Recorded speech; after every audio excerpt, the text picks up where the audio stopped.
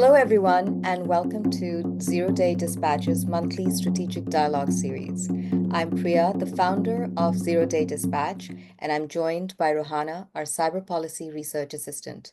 At Zero Day Dispatch, our mission is to amplify voices from the global majority and empower communities, regions, organizations, experts, independent groups, and individuals to bring truly diverse perspectives to the forefront. For today's panel, we are diving into India's cybercrime challenges, which mirror its remarkable digital transformation. With over 900 million internet users, the country is experiencing both incredible opportunities and significant vulnerabilities across urban and rural areas. Urban centers are grappling with advanced threats like Unified Payments Interface ID, fraud, ransomware attacks, and corporate data breaches, while rural regions face hurdles such as infrastructure gaps, limited digital literacy, and insufficient cybersecurity awareness. This divide is starkly visible in the uneven distribution of resources, with cyber forensic labs and emergency response teams concentrated in cities, leaving rural areas exposed to even basic cyber threats. Before we introduce today's guest speaker, Rohana will share some helpful Zoom tips to ensure everyone has a smooth and enjoyable experience. Hi, Rohana. Hi, Priya. Welcome, everyone. Before we dive in, let me quickly run through some Zoom tips to help us have a great session together. This will be a 1 hour discussion. Harsh will present for 12 to 15 minutes, followed by a 10-minute chat between the organizers and the guest speaker. The last 15 minutes are allocated to the audience for their questions. Please be aware that this session is being recorded. By participating, you consent to being recorded. Please use the chat box to submit questions. We'll address them during the Q&A session at the end. We recommend using Speaker View for the best experience. This recording will be submitted to various social media outlets. It'll be free of charge and for educational purposes only. Thank you very much, Rohana. Now let's introduce today's guest speaker, Mr. Harsh Patel. Harsh is a fellow alumni from New York University. He has a Master of Science in Cybersecurity from NYU Standen School of Engineering. His background is in threat research, application security, and cybersecurity strategy. Harsh is passionate about bridging cybersecurity gaps and driving impactful solutions across industries. Welcome, Harsh. Thank you so much, Priya, and thank you so much, Rohana, for this wonderful opportunity. And it's a pleasure to be on this panel to talk about, the driving concerns about the cybercrime in India. So I have prepared a presentation for the same, and we'll just share it and get started on that. Um, I think you guys can see my screen, right? Yes, we can see your Yes. screen. Awesome. Sorry.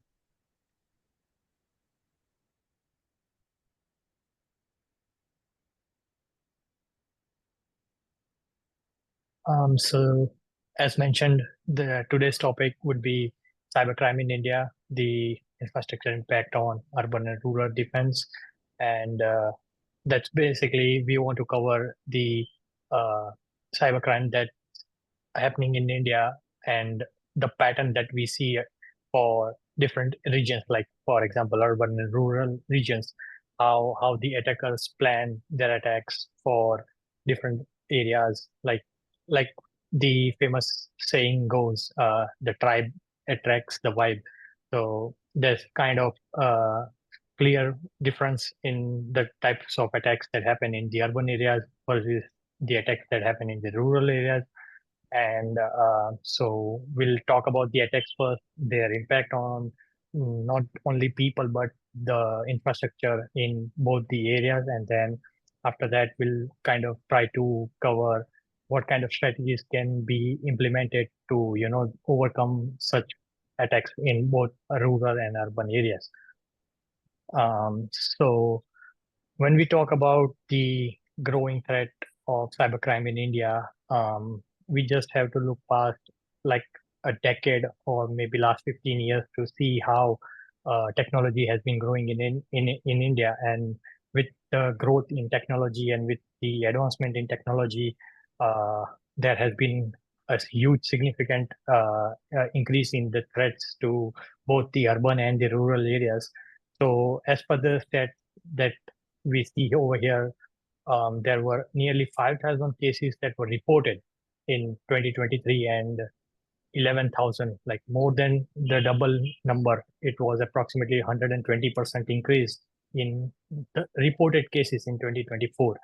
So now, when we talk about the stats, these are only for the cases that were reported. So you can just imagine what the actual number would be if we accumulate the number of cases that went unreported, or people having less awareness to report these crimes, and there being less cyber cyber security offices across India. So it's been a struggle as the country is growing with technology and as it is advancing. Um, it In order to tackle the attacks, in order to tackle the threats, uh, the country is trying, its best. The government is trying its best to try and put as many defenses in place as they can. Um, so the second thing that we might want to look is the contrasting challenges in urban and rural areas. So when we talk about the basic differences between urban and rural areas, the first and foremost would be the infrastructure, or one would say the resources. So, for example, the urban areas, they have huge corporate offices, huge institutions, healthcare departments, IT departments, financial departments. So all of those companies and organizations, they have their uh, systems running, their critical infrastructure, the networks wide across multiple countries or multiple states in India. Whereas when we talk about rural areas, they are not quite as advanced as the urban areas, but they have their own uh, department of municipal offices to maintain the electricity in the rural area, to maintain the water for irrigation in the rural areas, to maintain uh, education for the kids in the rural areas. So that's basic difference in the resources that we see in the urban and rural areas. And because of that, uh, that difference, we see different types of attacks in the urban and the rural areas. So uh, the the the cybercrime patterns are pretty much as per their living standards. So when we talk about urban areas, we see attacks that are more targeted towards an organization or an institution, rather than being those attacks being focused on individuals. So, for example, attacks like ransomware, phishing, data breaches, corporate espionage, those are the attacks that are mostly seen in the urban areas, and those are targeted at the financial institutes, healthcare, the IT departments. You can name any organization or any institution or any company running uh, that's using internet, and as long as they're connected to internet and the world wide web, these kinds of attacks are very common and very frequent. But as we see the advancement in the internet, the advancement in 3G, 4G, 5G, we see that companies and institutions nowadays, they are well equipped with better tools and better equipments to nullify or to mitigate the cyber attacks that are occurring. And it's pretty surprising to even look at the number of attacks that are performed every day on like all of the companies across India. Like the number of attacks that are occurring every minute or every hour, uh, it's huge. But because of these def- defensive systems and defensive methodologies placed among the organizations, most of the attacks are, uh, they just cannot move forward, or they just cannot glorify themselves, like common DDoS attacks or common phishing or scamming emails that are sent because of the cybersecurity awareness. But when we talk about the rural areas, uh, that's where the major uh, person-specific attacks and person-specific scams are happening um, because of the resources difference, as I mentioned earlier. So when you talk about rural areas, there people are scammed on regular basis. Like you get a uh, scammed SMS or scam phone call from attackers saying they are calling from some government offices and they just need their uh, personal details about their bank account to renew their account or whatever rubbish they can just pass along to fool the common people. And then once they just hand over the details about their accounts and uh, uh, anything personal, uh, password, or let's say credit card number, or the debit card number, they just get scammed by the end of the day. And so those are the attack patterns that you would see in the rural areas, which are kind of specifically targeted at an individual and not at the level of a company or as a whole. So there we face challenges as cybersecurity awareness is not as it needs to be around when we talk about rural areas. So um, government has been trying, they have been uh, constantly fighting this battle because uh, reaching out to each and every individual in the rural areas across the entire India, it's a tough task, to be honest, because given the population and given the uh, square kilometer area of India, it's not that easy to reach the audience and especially get them aware about cybersecurity scams that are happening, because they just are getting used to the technology. They are barely getting used to the smartphones and laptops and computers, and that's why it's easy to target those people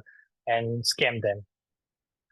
Uh, Apart from that, when we move from the attacks that are targeted at people or at a group of people, we then come to the next critical challenge, that is the critical infrastructure challenges. And that's where uh, the attacks that occur on the systems, or I would say the smart cities or metro cities that is using uh, the electricity, the metro stations, the Wi-Fi, the internet, everything that is running on the internet. Those are the critical infrastructures, and they are in danger every day because they are connected to the internet. So the attackers not only can target people, but they can also target those infrastructures and take down the whole city or just blacken out a whole city. So those, as we move into smart cities and as we move into advancements, these are the challenges that we take along with ourselves. And so it's very critical, it's very important to address those situations, address those attacks as and when a city is developing. So for example, um, here we can see a scenario where ransomware attack happens on a major city's municipal system. So that kind of disrupting electricity, they're disrupting internet. So it kind of blackens out an entire city. And since it's a ransomware attack, they just have a simple demand of paying them money unless they won't give they won't give back the control of the systems. And so a government is forced to deal with those attackers as quickly as possible. And so they might end up paying huge amounts to the attackers because, on the other hand, they have like a city to handle, they have people to answer to. So they need to get the city flowing and back on its feet.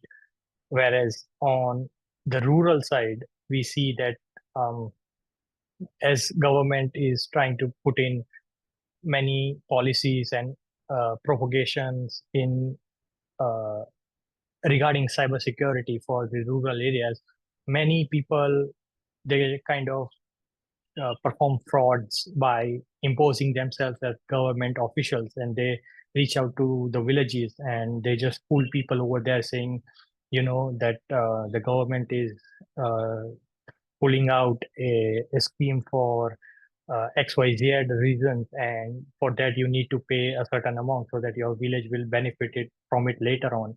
But in in reality, there is no such scheme or there is no payment required. But people being less aware about how these attackers perform, they just end up paying the amount that was asked, and later on they just regret or they just might report it to the police. But that's where the critical infrastructure challenges for the rural area lies, because reporting centers are not well established in the rural areas, because um, to gather forensic evidence and to store and manage the forensic evidence, it takes a lot of resource behind that as well. Like, we need server rooms, we need proper offices with good quality of internet connection with the cities or with the nearest headquarter. So it's a hand in hand situation for the attackers, because uh, in order to set up reporting centers in the rural areas, it's quite a task in itself. So um, it's not just that people are not aware, but people have less resources for themselves to report or to reach out to some higher authority and ask for help. So those are some of the challenges that's on the critical infrastructure level. So after we kind of talk about what all problems are that are concerning the urban and rural divide, we also need to focus on what solutions can we provide, or what solutions can the government or the country or the people can adapt to, so that they can stop falling prey to the cybersecurity attacks. And that's why these are some of the uh, solutions that just ran at the top of my head. Like, first of all, we need the ISPs, the internet security providers. They need to step up their game. Um, uh, they need to provide systems that can take care of DDoS attacks or the basic attacks at the urban level. But at the rural level, they don't even have the infrastructure, or they don't even have resources to educate people, like how to use the internet and how to not click on the phishing links or any link that come into SMS or come into an bogus email. So that's the role of the ISPs, and they have their own designations for the urban areas and the rural areas. So that's how they can help in securing the cyber realm. Secondly, we have mobile-based security initiatives. Nowadays, it's like quite possible that every individual would be carrying a couple of mobile phones, not only just one mobile phone, but a couple of mobile phones. So it's quite easy to reach to the audience using mobile phones. So the government has been trying to create some good security applications for the urban people, because they are the people that are mostly dealing with the corporate world, and they themselves are working every day and every night. But even even those people are not safe when it comes to cyber security espionage in corporate world, because uh, at the peak hour they might just frustratingly or ignoringly click on a link or click on an email that they might have received from someone impersonating as their friends or as their colleagues. And that's how major companies have fallen into cybersecurity attacks, because one of their employees was caught slipping. So so the government has been trying to pass on security apps that kind of creates general awareness about cybersecurity, and on the other hand, for the rural areas and for the general public, SMS based alerts. And one good example that I myself have experienced being here in India right now is that whenever I try to call someone using my mobile phone, an announcement is run before it dials the call, and the announcement is in the local language, and it states that one should not pick up a random video call or a random phone call, or one should not respond to a random SMS or a fake SMS asking for money and stuff like that. So it's good to see that government is uh, pulling out propagandas in all the direction that they can, because they need to reach each and every one of the people in the country. So it's good that they are doing so much for the cybersecurity awareness. And third, and not the last solution, but third solution would be that since India has a lot of diverse people, um, there are many languages in India, and so in order to generate awareness in the rural and the urban areas, it's better to communicate in their own local language or the regional language, so that it's easy to communicate and it's easy to spread awareness even in the rural areas. So government has been trying to do that. They've been using Hindi, Tamil, Bengali, various languages as the regions are distributed, and that's how they even try to spread to the villages, like the remote villages, and they go there and they just meet the village leaders, and they just communicate that they might just gather all the people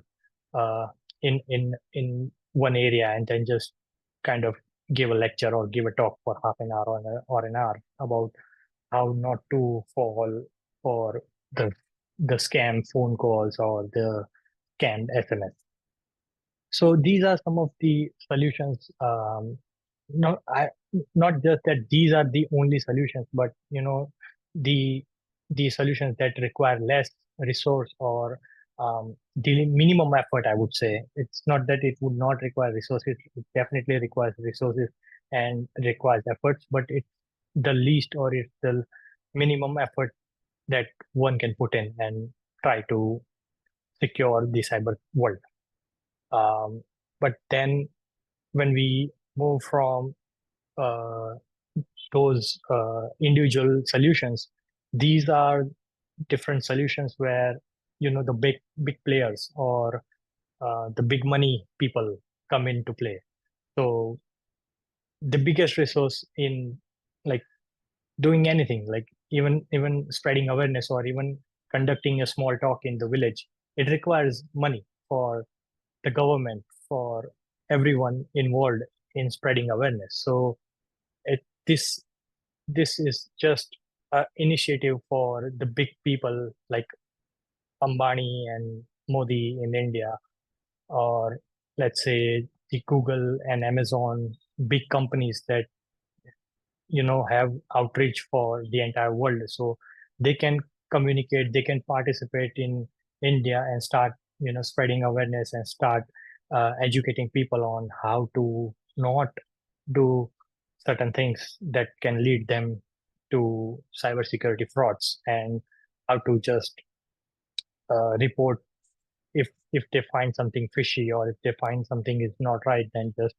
uh, put an end to it there and there, and then just report it to the uh, government or to the police, and that's it. Like they have played their part, they have reported it to the authority, and that even that can help to a lot extent. So um, public and private partnerships are a crucial step in securing critical infrastructure. And that said, because uh, money is a critical resource. Even it sounds uh, pretty hilarious, but money, at the end of the day, it boils down to money, because um, in order to uh, like propagate the literacy, it requires money. So these are some of the policies and infrastructure development that not only government but the private sector can look into. And yeah, that's basically uh, my side. And I would like to now open up the platform for question answers.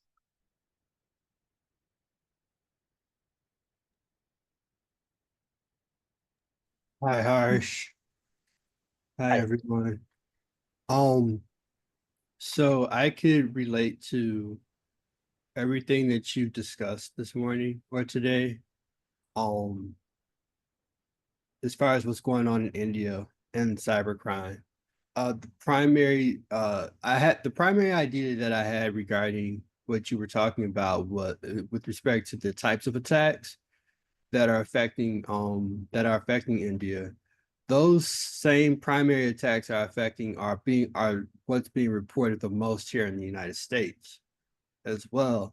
And so within that context, I was wondering if it's perhaps quite possible that the same threat actors who are propagating the attacks there are perhaps propagating the same attacks that have been reported here.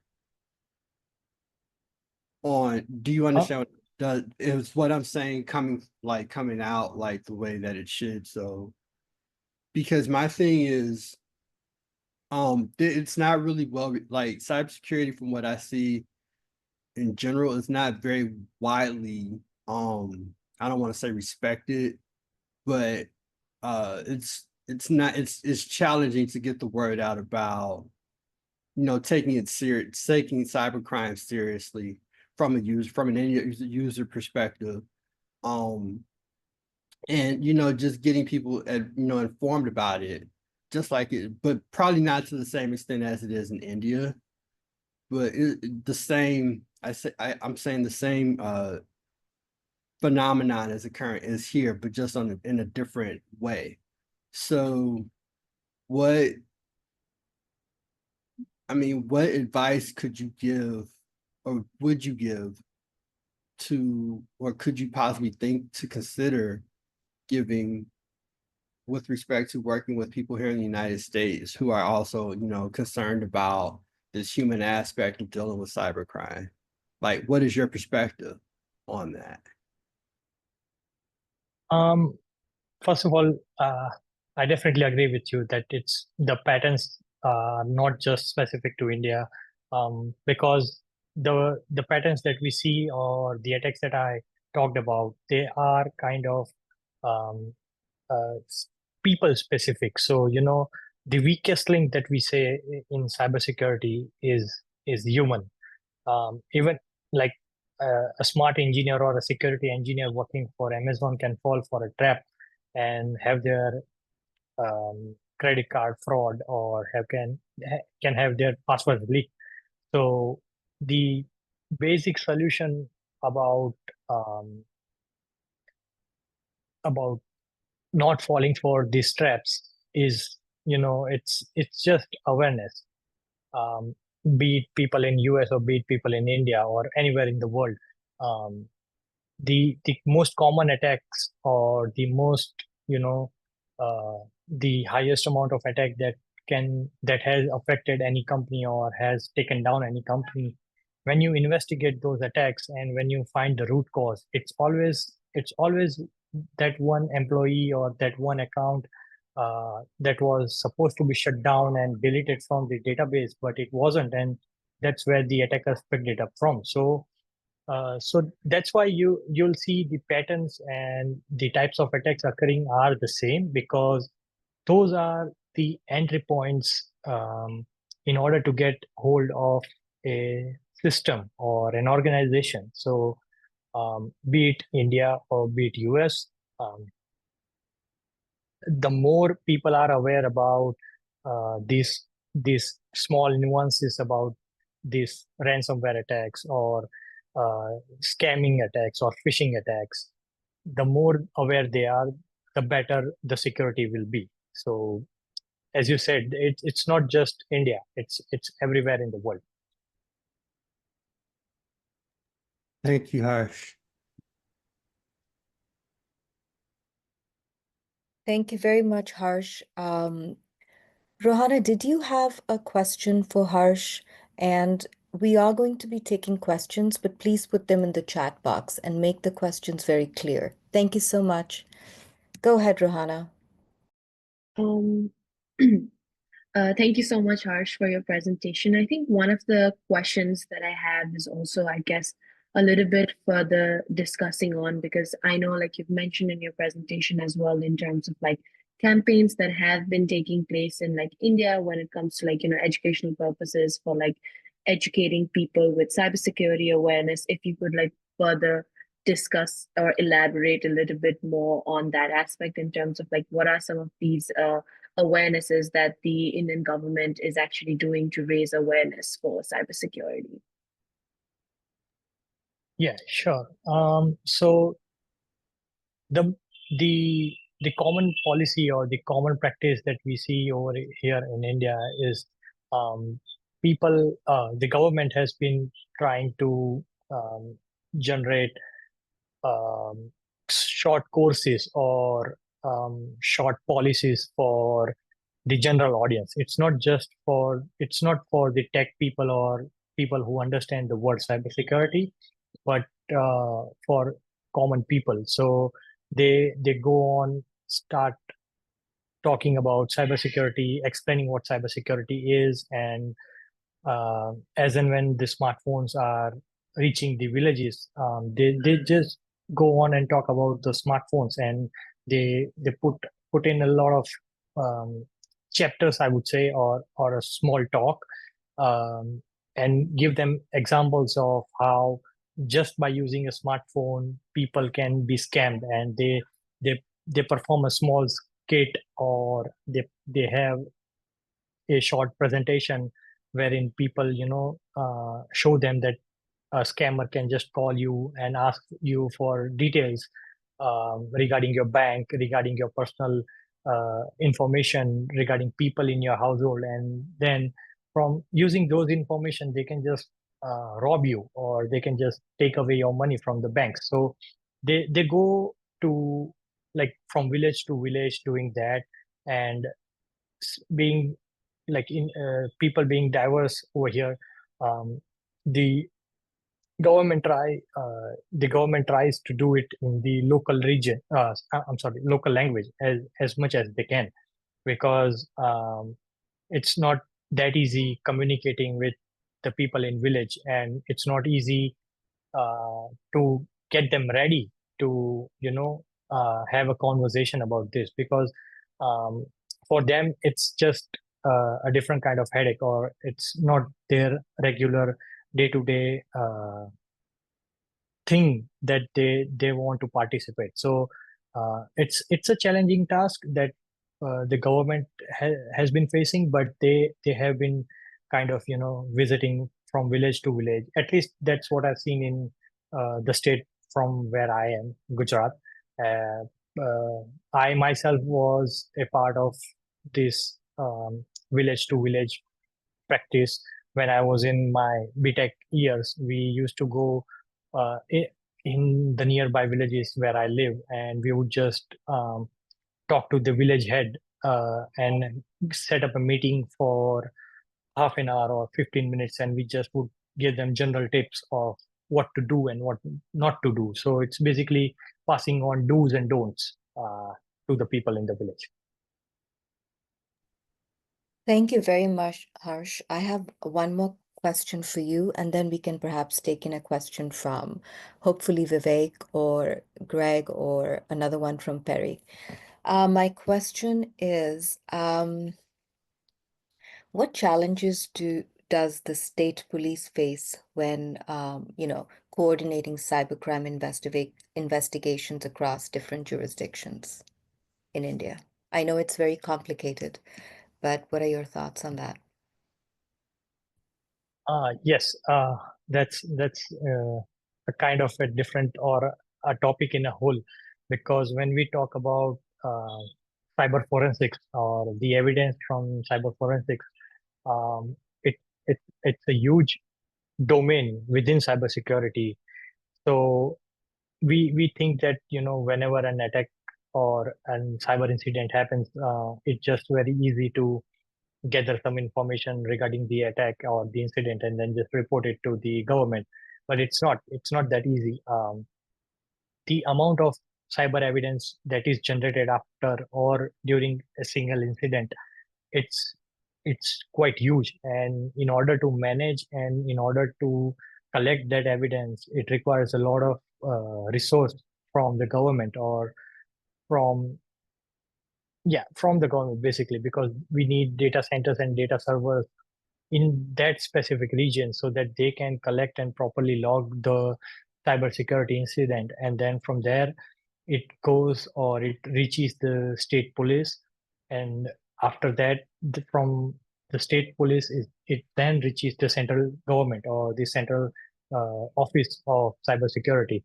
So the transportation or the transformation of the data from the place of incident to the central office in India, um, it takes a time. It takes a lot of time, and it also takes up a lot of space. So so that's a particular challenge when we talk about reporting incidents. And apart from that, we have a challenge for language. So let's say a cyber incident took place in the southern region of India, where people usually speak Tamil, Telugu, and um, different languages. So the data that is collected, the evidence that is collected from there, it has to be translated, and its originality has to be kept intact. The meaning should not be displaced while it is being translated. So it has to be properly translated into English, and then it has to be reached uh, to the central office, which is, I believe, in Delhi. So that is one of the huge challenge. And after that, that the follow up on the cyber incidents. So the people in South or the people that face the cyber incident, they need to follow up with the complaint or their request. So they have to then communicate with the people in Delhi or the police in Delhi. And that also is quite a huge discrepancy, I would say, because first of all, they're not in the same location. So anything that requires them to be present in person or physically present, those things take time, like traveling from south to north or from one place to another. Those things takes time. And then signatures from the head of a certain office, and then a signature of head from a different office. Those things take time. So the paperwork, it just kills the common man. And it's one of the great reason that small incidents or the incidents happening in rural areas go unreported, because it's such a long task, and one would say it's such a boring task that, like, people would rather just not report it instead of doing the rightful and doing the reporting. They just give up and they just go feel hopeless, because the the the path flow of a single report or a single incident is like from going from one stage to another. And that is quite a challenge right now for the government, because I know the government is trying to reduce those steps and trying to streamline the reporting or the complaining forum, but as of now, it's quite a challenge.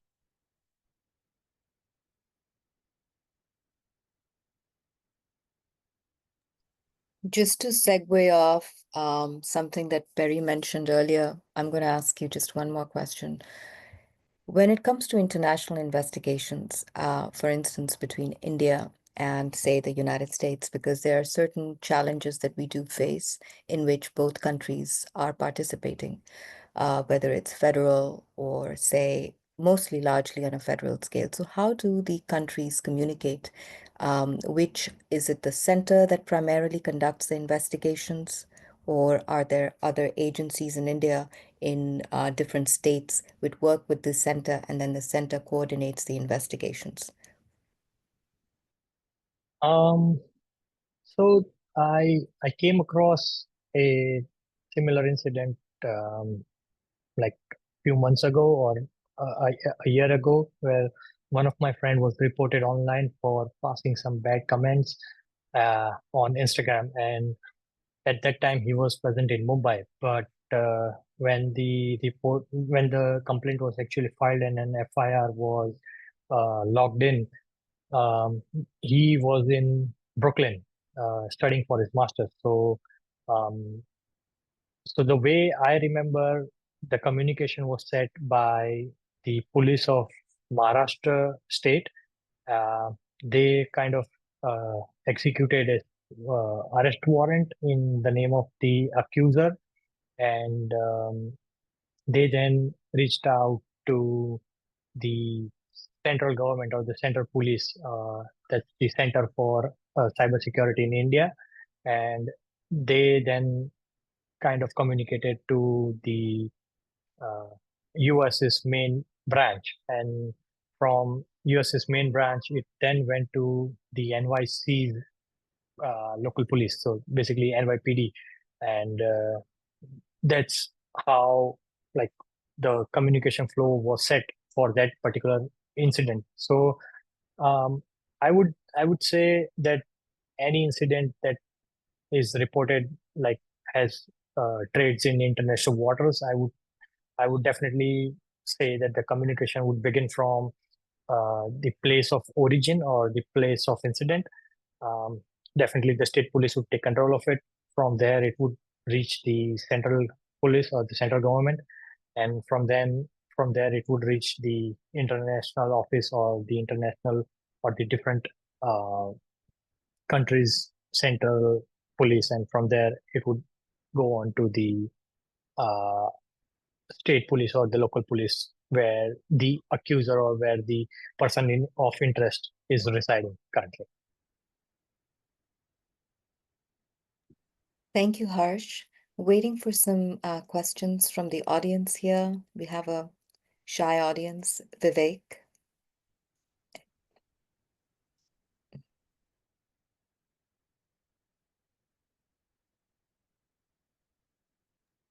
Well, in the meantime, if we haven't gotten any questions, like I think I have one question for you, Harsh.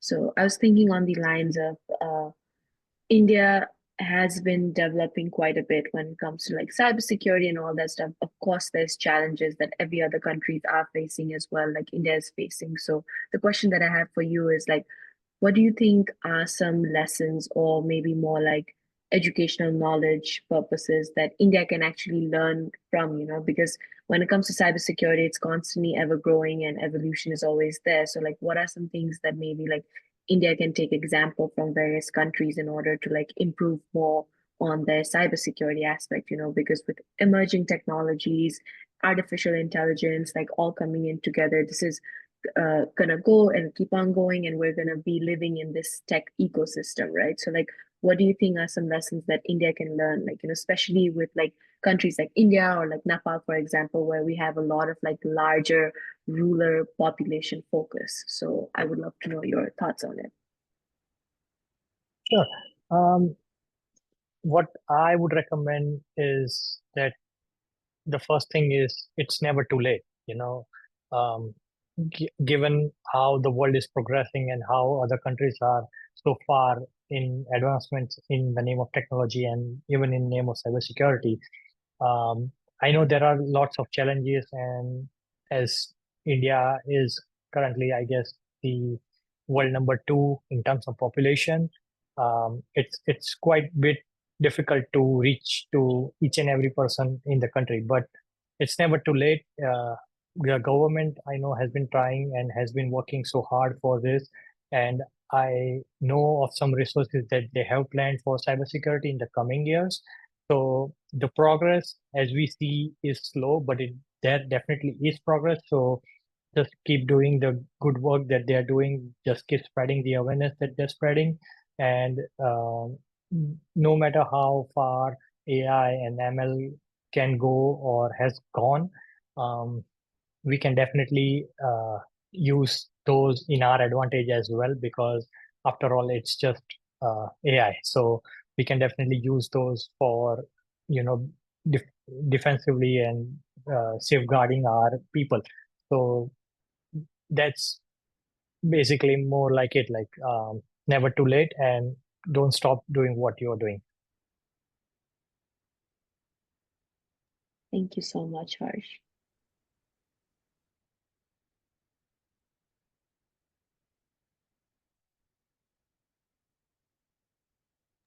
Anyone else before we close out?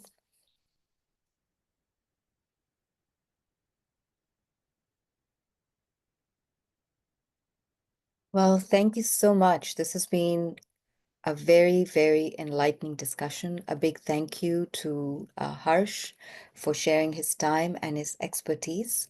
The depth and quality of today's discussion was just remarkable. Thank you again.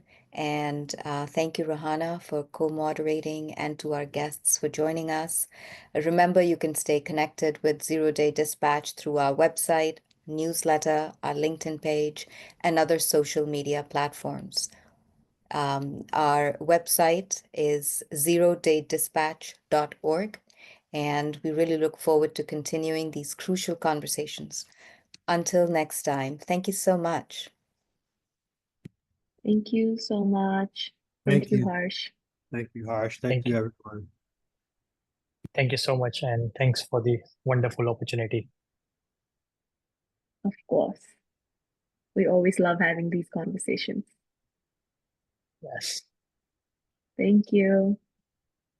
Thank you, and bye-bye. Harsh. Thank you, Harsh.